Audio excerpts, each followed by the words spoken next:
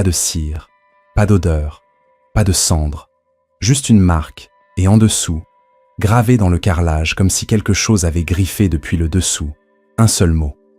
Retour. Je n'ai pas touché la marque. Je n'ai pas balayé le sol. Je n'en ai pas parlé. Je l'ai juste fixée pendant 10 minutes d'affilée ce matin-là, puis je l'ai recouverte d'un petit tapis au pied du lit. Adaï n'a rien dit. Elle s'est lavée, habillée, et a quitté la maison comme si elle ne savait pas que quelque chose avait écrit « Retour » sur notre sol pendant que nous dormions. Mais je savais ce que j'avais vu, et je ne plaisantais plus avec cette chose. Après son départ, j'ai appelé la seule personne qui avait déclenché tout ça. « Mec, t'es au bureau ?» Il a ri. « Frère, je suis sur la route. T'es où? Tout va bien? » « Non, j'ai besoin de te voir maintenant. » On s'est retrouvés dans un bua près de Stadium Road. Je n'ai pas perdu de temps. Oublie ces rires, je te le demande une dernière fois. Qui est Adaï, exactement? Il m'a regardé, confus. Je t'ai pas déjà dit? Non, l'ai-je coupé. J'ai besoin de toute l'histoire, tout, sans filtre. Il a soupiré, regardé autour de lui comme s'il ne voulait pas être entendu, puis a dit « Frère, je ne la connais pas vraiment comme ça. » Je l'ai fixée. « Comment ça? » Elle est arrivée en ville il y a environ 1 an. Un de mes cousins à Yadika m'a dit qu'il l'avait rencontrée lors d'une veillée à Yanougou. Il disait qu'elle était discrète, toujours en train de prier, participant à des programmes nocturnes avec des femmes plus âgées. Elles allaient de maison en maison pour prier pour les femmes stériles et purifier les esprits, ce genre de choses. J'ai cligné des yeux. Elle faisait ça? Oui, c'est comme ça que les gens la connaissaient. Ensuite, elle a commencé à vivre seule dans un petit logement près d'Ibagua. Pas de famille, pas de visite, rien. Juste Adaï. Elle priait. Elle vendait des savons et des bougies. C'est tout. J'ai senti un froid en moi. Chike a siroté son malt lentement, puis a ajouté « On a tous pensé qu'elle était inoffensive, une de ces guerrières de la prière discrète. C'est pourquoi, quand tu m'as dit que tu cherchais une femme respectable, je me suis souvenu d'elle. » J'étais silencieux. Il s'est penché vers moi. « Mais, Sumto, qu'est-ce qui s'est passé ?» Je n'ai pas répondu. Comment t'expliquer à quelqu'un que j'ai épousé une femme qui parle en langue que je ne comprends pas, allume des bougies noires qui brûlent en bleu, verrouille la porte chaque nuit après avoir fait l'amour, et dont le sol porte maintenant des messages étranges qui apparaissent de nulle part. À la place, je me suis levé. « Merci, mec. On se parle plus tard. » Je suis parti. J'avais besoin de réponses. Et maintenant, j'étais sûr que je ne les obtiendrais pas en demandant à Adaï. Je devais retourner là d'où elle venait, Enugu. Ce soir-là, je lui ai dit que je partais pour un séminaire de 2 jours à Port. Elle n'a pas posé beaucoup de questions. Elle a juste hoché la tête et dit « Bon voyage ». J'ai préparé un petit sac et je suis parti avant l'aube le lendemain. Mais je n'allais pas à Port High Court. J'allais à Enugu, à la clinique d'herbe d'Oina, pour poser des questions, frapper aux portes, découvrir son passé. Mais en chemin, quelque chose d'étrange s'est produit. À mi-parcours, juste après le 9e mile, le moteur de ma voiture a commencé à surchauffer. Je me suis garé, j'ai attendu, vérifié le capot. Tout semblait normal. J'ai essayé de redémarrer. Rien. Puis j'ai remarqué que mon téléphone vibrait. Numéro inconnu. J'ai hésité. J'ai décroché. La voix était basse, féminine, familière. Je t'avais prévenu, Santo. Puis la communication a coupé. Et quand j'ai levé les yeux, une bougie noire, celle avec la flamme bleue, était posée sur le siège passager, froide, éteinte, mais fraîche, comme si elle venait d'être achetée. Je n'ai pas conduit jusqu'à chez moi cette nuit-là, parce que je ne pouvais pas. Je suis resté dans la voiture, transpirant, tremblant, fixant cette bougie noire sur le siège passager. La même bougie que j'avais vue brûler en bleu dans notre chambre, fraîche, éteinte, posée là, comme si elle avait une ceinture de sécurité. Je ne l'ai pas touchée. Je n'ai même pas respiré trop fort. Pendant 1 heure entière, je suis resté là, les mains sur le volant, me posant des questions sans réponse. Comment était-elle arrivée là? Qui l'avait mise? Était-ce un avertissement ou un message? Je ne savais pas. Mais une chose était claire. Je n'étais plus en contrôle. J'ai fini par dormir dans un hôtel bon marché à Nsuka. Pas d'appétit, pas de lumière, pas de sommeil, juste des pensées. Le lendemain matin, je suis rentré en ville. Directement chez moi. Plus d'énugu. Pas encore. En entrant dans la cour, j'ai trouvé Adaï dans la cuisine. Elle n'a pas paru surprise, n'a pas demandé pourquoi j'étais rentré tôt. Elle a juste rincé ses mains et dit « Bienvenue ». Je me suis assis dans le salon et je l'ai observée.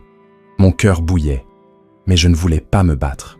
Pas encore. Cette nuit-là, alors que nous étions au lit, l'électricité a clignoté. Je l'ai entendue se rapprocher de moi. Puis elle a chuchoté « Tu ne me fais pas confiance ». Je suis resté silencieux. Elle s'est redressée lentement. Sa voix était douce, comme si elle essayait de ne pas pleurer. « Tu commences à agir comme tous les autres. » Je me suis tourné vers elle. « Quels autres ?» Elle m'a regardé longuement, profondément, comme si elle décidait de mentir ou de dire la vérité. Puis elle a dit quelque chose que je n'oublierai jamais. Tous les hommes qui ont essayé de m'aimer, mais qui n'ont pas pu supporter la vérité. J'ai cligné des yeux. Quelle vérité ? Elle n'a pas répondu. À la place, elle a repoussé la couverture de ses jambes, s'est levée et s'est dirigée vers la fenêtre. Dos à moi, les bras croisés. « Somto, laisse-moi te poser une question », a-t-elle dit. « Si tu rencontres une femme, que tu tombes amoureux d'elle, et que tu découvres qu'elle n'est pas normale, est-ce que tu restes ou est-ce que tu fuis ?» J'ai dit « Je ne comprends pas ». Elle s'est tournée lentement. « Resterais-tu si tu découvrais que ta femme est quelque chose que tu ne comprends pas, quelque chose qui l'effraie elle-même ?» La pièce est devenue silencieuse. Pas un bruit, pas de générateur, pas de voiture qui passe, juste ce silence épais qui précède l'orage. J'ai essayé de parler, mais ma voix ne venait pas. Elle est revenue vers le lit, s'est assise à côté de moi et a pris ma main. Sa paume était chaude, mais ses doigts tremblaient. « Santo », a-t-elle dit encore, « je sais que tu m'observes, je sais que tu m'as suivi, je sais que tu as vu des choses. » Je l'ai regardée.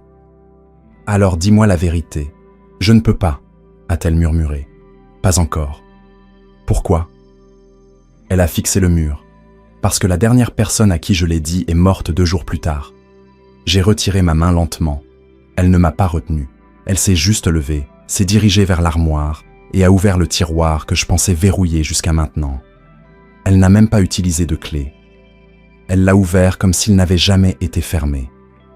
Puis elle a sorti quelque chose enveloppé dans un foulard rouge, l'a posé sur le lit et a dit « Avant de te montrer ça, j'ai besoin que tu me promettes quelque chose. » « Quoi ? » « Promets-moi que tu ne quitteras pas cette pièce. » J'ai fixé le foulard rouge. Quelque chose à l'intérieur bougeait légèrement, comme s'il respirait. Je ne lui ai pas fait de promesse. Quand elle a répété « Promets-moi que tu ne quitteras pas cette pièce », je n'ai pas répondu.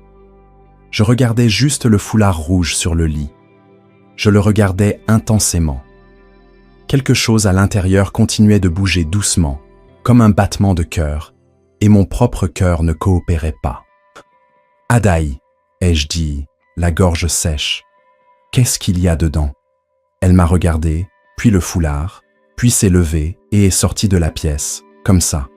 Pas d'explication, pas de drame, pas de dispute.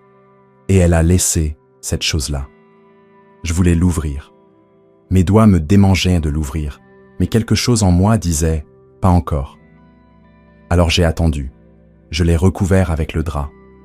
Plus tard dans la nuit, nous nous sommes recouchés. Dans le même lit, elle n'a pas parlé, je n'ai pas parlé. Et puis, passé 1h du matin, elle m'a tourné le dos et s'est endormie, mais pas moi. Le sommeil refusait de venir. Je continuais de fixer la porte de la chambre. Cette porte, celle qu'elle verrouille toujours après qu'on fait l'amour, celle que je n'ai jamais pu ouvrir de l'intérieur. J'ai attendu, écouté sa respiration. Elle était douce, régulière, profonde. Elle dormait. Je me suis redressé lentement. Mon cœur battait la chamade, mais je n'ai pas arrêté. Je suis descendu du lit en silence. J'ai marché sur la pointe des pieds jusqu'à la porte. La clé était dans la serrure, comme d'habitude. Mais ce soir, quelque chose en moi disait « Essaie, juste essaie ». J'ai posé ma main sur la clé, j'ai marqué une pause, puis je l'ai tournée. Clic. C'est alors que je l'ai entendu. Sa voix, basse mais claire. « Ne fais pas ça ». Je me suis retourné lentement. Elle était réveillée, assise, les deux yeux grands ouverts, me fixant droit dans les yeux, sans cligner, sans trembler, juste fixant. Puis elle a répété calmement « Si tu ouvres cette porte ce soir, quelque chose te suivra dehors. » Je n'ai pas bougé. Ma main était toujours sur la clé. Elle s'est levée. Sa chemise de nuit blanche touchait à peine ses genoux. Ses yeux étaient toujours fixés sur moi. « Santo », a-t-elle dit, « cette porte n'est pas verrouillée à cause de moi. » J'ai avalé ma salive. « Alors pour qui est-elle » Elle s'est approchée. Ses pas étaient légers, lents. Sa voix s'abaissa encore plus. « C'est pour ce qui vient après. » Un frisson me parcourut l'échine. « J'ai besoin d'air, » dis-je, essayant de paraître normal. « Il y a de l'air ici, » répondit-elle. « Il n'y en a pas dehors, pas ce soir. » Je regardai à nouveau la porte, puis elle. Puis je le dis. « Qu'es-tu exactement » Elle sourit, mais son sourire n'atteignit pas ses yeux. Et puis elle dit quelque chose qui me brisa en deux. Je suis la dernière fille d'une lignée qui n'était jamais censée se marier. Je la fixais, confus. Qu'est-ce que ça veut dire ? Elle regarda la porte et murmura « Santo est entré ». C'est ce qu'elle dit. Sa voix ne tremblait pas, ses mains ne tremblaient pas. Elle le dit simplement, comme quelqu'un qui lit un bulletin météo. Calme, silencieuse, glaçante. Je fis un pas en arrière. Que veux-tu dire par « ils sont entrés » Elle ne répondit pas. Au lieu de cela, elle se tourna lentement et retourna vers le lit. S'assit, croisa les jambes et fixa le sol comme si elle voyait quelque chose que je ne pouvais pas voir. C'est là que je perdis patience. « Parle-moi maintenant. Qu'est-ce que tu veux dire par tout ça ? Depuis qu'on est mariés, tu verrouilles les portes, tu murmures dans ton sommeil, tu fais des rituels de minuit avec des bougies, et maintenant tu dis que quelque chose est entré. » Elle ne dit rien. Je haussai la voix. « Est-ce que tu m'utilises pour quelque chose ? Est-ce une sorte de mariage spirituel ? Qu'est-ce que c'est exactement ?» Toujours pas de réponse, juste le silence. Le genre de silence qui rend un homme fou. « Tu as ramené quelque chose dans cette maison, dans ma vie, et tu ne veux même pas me dire ce que c'est. » C'est alors qu'elle leva les yeux et je vis son visage. Des larmes coulèrent déjà. Pas des larmes bruyantes, pas dramatiques, juste lentes, silencieuses, douloureuses. Le genre de larmes qui coulent quand quelqu'un est trop fatigué pour s'expliquer encore. Ses lèvres bougèrent. Je pensais que tu étais différent. Je me figeais. Quoi ? Elle essuya son visage avec le bord de son pagne, sans me regarder. Je pensais que tu étais différent, répéta-t-elle, la voix basse. Je pensais que cette fois, peut-être, il essaierait de me comprendre avant de juger. Je ne savais pas quoi dire. Je restais là, respirant fort, la poitrine se soulevant rapidement, la bouche à moitié ouverte. Puis, elle me regarda à nouveau, et ses yeux disaient tout ce que sa bouche taisait. Ce n'était pas juste une histoire entre elle et moi. C'était à propos de quelque chose de plus ancien, de plus lourd, de quelque chose qui l'avait brisé tant de fois. Elle avait appris à pleurer sans bruit. « Adaï », dis-je doucement. « Qu'est-ce que tu voulais dire quand tu as dit que tu étais la dernière fille d'une lignée qui n'était jamais censée se marier ?» Elle me regarda, comme quelqu'un qui regarde à travers une vitre de l'intérieur. Puis elle murmura « Tu ne me croiras pas. »« Essaie », dis-je. Elle se leva, marcha vers le tiroir et prit à nouveau le foulard rouge. Cette fois, elle le plaça dans ma main. « Ouvre-le. » Mes paumes tremblaient, mais je le fis. Je le dépliai lentement, morceau par morceau, et ce que je vis à l'intérieur me retourna l'estomac. Ce n'était pas un objet. C'était un petit miroir, mais le reflet était faux. Il ne me montrait pas. Il ne montrait pas Adaï. Il montrait une pièce sombre, poussiéreuse, avec 3 femmes en pagne blanc, le dos tourné, la tête baissée, et au centre, un bébé qui pleurait, sur une natte. Je le lâchai immédiatement. « Qu'est-ce que c'est » demandai-je, la voix presque éteinte. Adaï prit le miroir, le replia doucement et le serra contre sa poitrine comme un bébé. Puis elle dit « Ma mère m'a dit de ne jamais aimer. » Elle ajouta « L'amour me coûtera plus que la solitude ne le pourrait jamais. » Je ne l'ai pas écoutée. Je la fixais, le cœur brisé, l'esprit en feu. Mais avant que je puisse dire quoi que ce soit, toutes les ampoules de la maison clignotèrent et s'éteignirent. Puis, de l'extérieur de la fenêtre, nous entendîmes un coup. Juste un, pas sur la porte, sur la vitre. Toc. Adaï se tourna lentement, puis murmura « Ils sont arrivés. » Le coup sur la vitre ne se répéta pas. Juste un. Un seul coup pour nous rappeler que l'histoire n'était plus dans cette maison. Elle était ailleurs. Et c'est ainsi que, 2 jours plus tard, avec une voix douce et des yeux fermes, je la convainquis. « Emmène-moi dans ton village. » Elle ne discuta pas, ne pleura pas, ne sourit pas. Elle hocha simplement la tête et dit « Prépare un petit sac. » Nous partîmes à 6 heures du matin. C'est ainsi que nous nous retrouvâmes dans un bus poussiéreux en direction de l'Est, vers un endroit à Anambra que Google Maps ne pouvait même pas prononcer correctement. Son village, Obanik. Dès que nous descendîmes du KE qui nous avait transportés depuis la jonction, l'air changea. Pas le temps, l'atmosphère. Le genre de silence qui donne l'impression que tout, le monde sait quelque chose que vous ignorez. Un petit groupe d'anciens était assis sous un manguier sur la place du village. Ils nous virent, interrompirent leur conversation et nous fixèrent, pas de manière accueillante. Adaï me serra doucement la main. Nous continuâmes à marcher. En passant devant eux, l'un des hommes, un très vieil homme aux yeux rouges et à la voix craquelée, murmura quelque chose en igbo. Je ne compris pas, mais Adaï, oui, car son corps se figea pendant 2 secondes. Puis elle continua à marcher. Nous arrivâmes à la maison.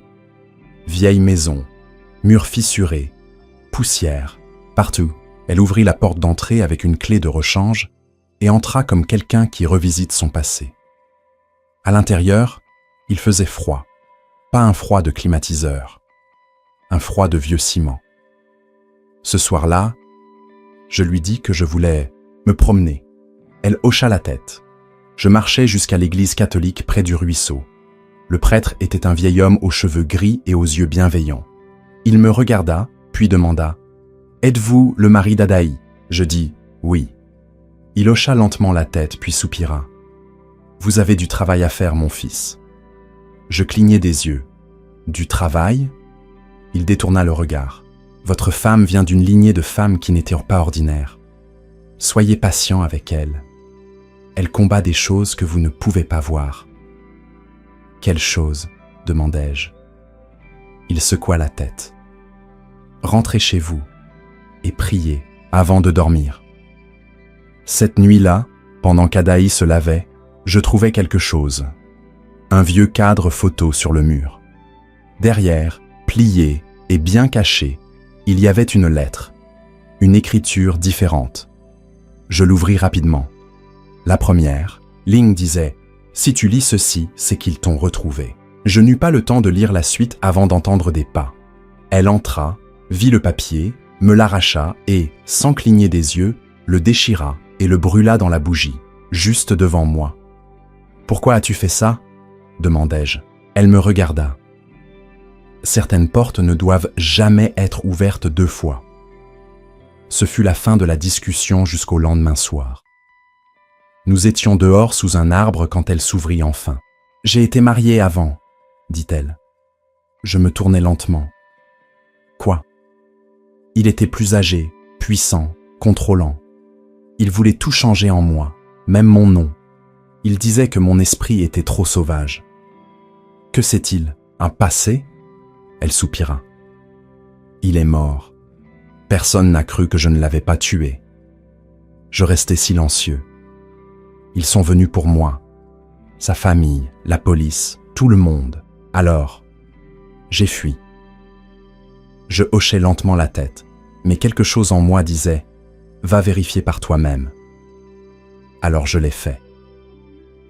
2 jours plus tard, je me rendis à Nsukka, là où vivait son ancien mari. Je parlais aux voisins.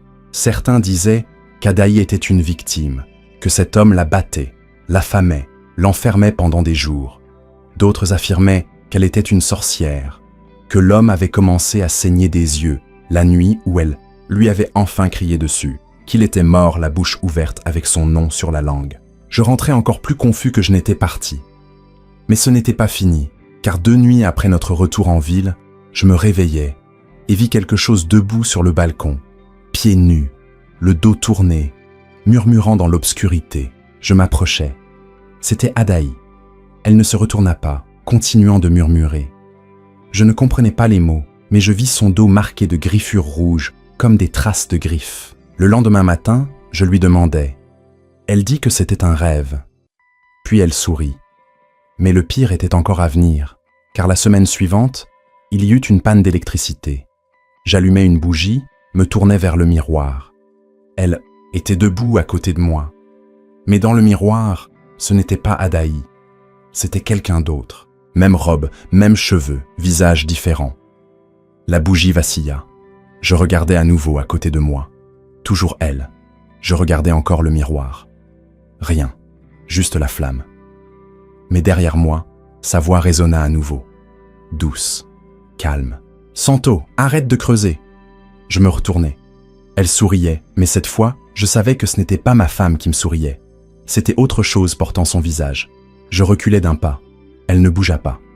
Elle continua de m'observer, avec ce même sourire calme et calculé. Puis elle se tourna et marcha lentement dans l'obscurité du couloir, comme quelqu'un qui savait que je suivrais. Mais je ne le fis pas. Pas cette nuit-là. À la place, je dormis dans le salon, lumières allumées, bougies éteintes, ma Bible, à côté de moi. Et pourtant, je ne pouvais pas dormir.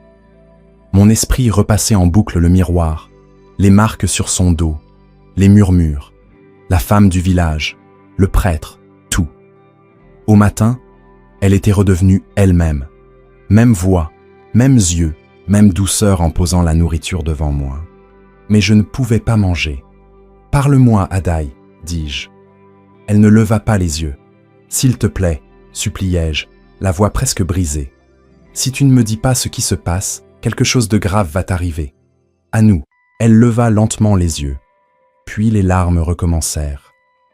Mais cette fois, elle ne lutta pas. « Je n'avais pas prévu de me marier, » dit-elle. « Je n'étais même pas censé le faire. J'ai essayé de te résister, mais quand tu es arrivé, quelque chose en moi a dit « Peut-être que c'est l'homme qui pourra porter ça avec moi. » « Porter quoi ?» demandai-je. Elle hésita, puis dit « Il y a quelque chose qui vient après qu'on fait l'amour. » Je me figeai. « Quoi ?» Elle hocha la tête. « À chaque fois. C'est pourquoi je verrouille la porte. C'est pourquoi j'allume la bougie. C'est pourquoi je murmure des prières dans des langues que je ne comprends même pas complètement. Parce que si je ne le fais pas, ça vient. » Je tremblais. Mais qu'est-ce que c'est ? Elle essuya son visage avec son pagne. Je ne sais pas. Ma mère ne me l'a jamais expliqué. Mais elle le faisait aussi. Verrouiller la porte, pleurer après l'amour, prier toute la nuit. Je pensais qu'elle était folle. Elle me regarda, les yeux pleins de douleur. Mais je suis devenu elle. Cette nuit-là, je m'assurais qu'elle s'endorme avant moi. Je l'observais de près, m'assurais que la bougie était allumée, que la porte était verrouillée. Mais le jour où j'oubliais, tout changea. J'étais fatigué, stressé par le travail. Je rentrai, nous parlâmes, rîmes, fîmes l'amour. Pour une fois, elle ne m'empêcha pas de m'endormir en premier. Mais j'oubliais de verrouiller la porte. Il était environ 2h13 du matin. Quand je me réveillai, je n'entendis rien. Je ressentis juste un froid épais. Je me tournai et vis Adaï se convulser dans son sommeil, la bouche ouverte, haletant comme si elle se noyait dans l'air. Ses yeux roulèrent, ses mains se tordaient. Je sautai du lit. « Adaï !» Elle ne répondit pas. Je la saisis, la secouai. Rien. Puis je l'entendis. Un grognement lent et grave venant du mur. Je n'attendis pas. Je verrouillai la porte, saisis la bougie, priai à voix haute avec tout ce que j'avais en moi. « Père, je ne sais pas ce que c'est, mais ça doit s'arrêter ce soir. » Et lentement, son corps se calma. Ses mains retombèrent. Sa bouche se referma. Elle ouvrit les yeux et pleura comme un bébé. Ce fut la goutte d'eau pour moi. Le lendemain, je lui dis que je ne pouvais plus la regarder souffrir. Si elle ne se sauvait pas elle-même, je trouverais quelqu'un qui le ferait.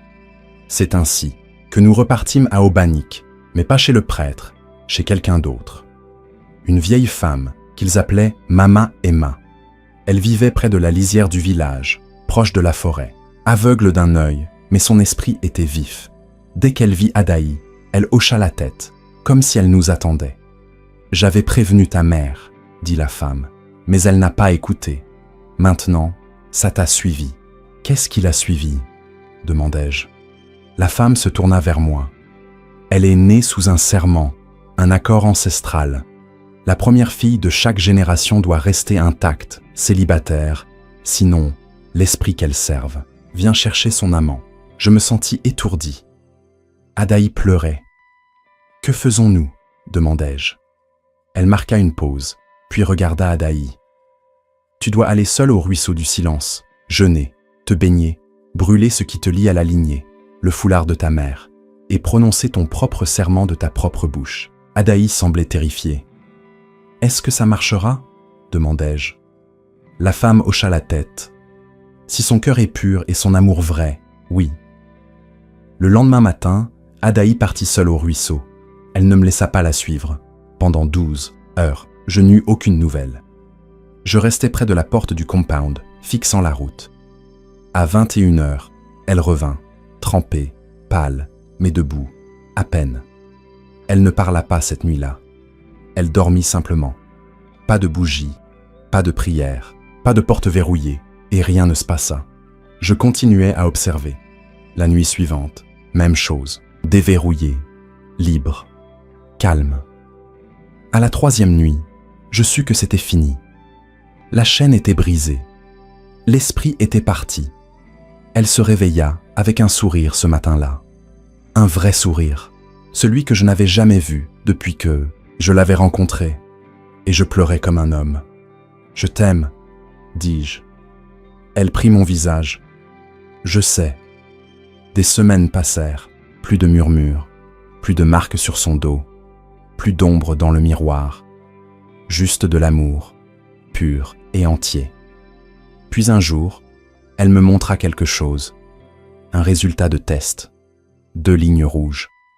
Elle était enceinte, et je ris comme un fou, car la même femme qui verrouillait la pièce après chaque étreinte donnait maintenant la vie. Plus de peur, plus d'esprit, juste la paix. Maintenant, je dors profondément. Pas de bougie, pas de Bible près de mon oreiller, juste Adaï. Et je la tiens chaque nuit, comme un homme qui a vu les ténèbres et y a survécu. Ma femme ne verrouille plus la pièce, car elle n'en a plus besoin. Elle est libre. Nous sommes libres. Tout est bien qui finit bien. Merci d'avoir suivi. Si vous avez aimé l'histoire, laissez un commentaire et partagez-la avec vos amis et votre famille. N'oubliez pas de vous abonner pour être les premiers à voir nos nouvelles publications. Je vous aime tous.